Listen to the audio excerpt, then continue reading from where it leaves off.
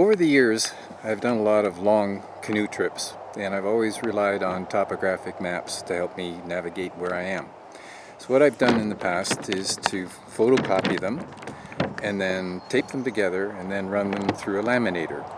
And what I've got here is an example of one of my maps. It's on the Horton River. It's a trip that took me about 5 weeks to complete. Let me show you what it looks like when it's done. I'm just going to unroll it.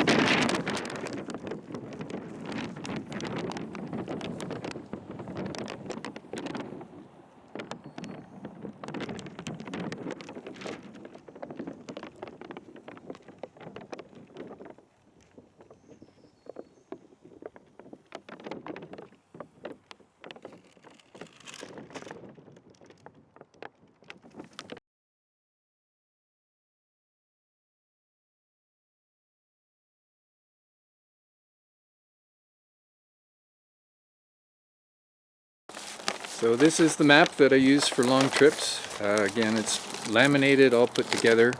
Before I go on the trip, I do a lot of planning, and on the paper version I'll mark out things that I think I'll be encountering or things that I need to watch out for, landscape things that might be worth exploring or possibly animals that might be there. But in addition to that, as I do the trip, when I do encounter things, I'll make notes in a permanent marker on the outside, and that'll be a great reminder of the trip, and it helps locate where you discovered stuff. Hope you find that useful, and thanks for joining me for a little bit of a discussion about maps.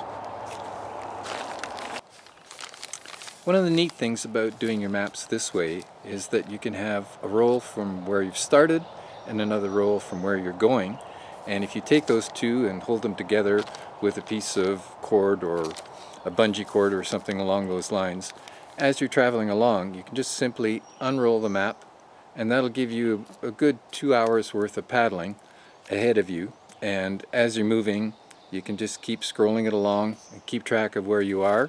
Pay attention to where you've been just to confirm, and it'll give you an idea of what's coming up. Very useful.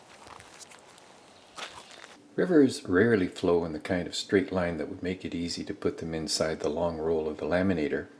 To get around that, what I've done is where the river radically changes direction, I've overlapped sections. That way you can easily follow along and reorient yourself and then follow in the new direction, but it's still all inside the long roll. There's a small change, and you can see some of the features and various things that I found, like the caribou and the grizzly bears and muskox. So that's my map, and I hope that gives you some ideas for your own trips down the road.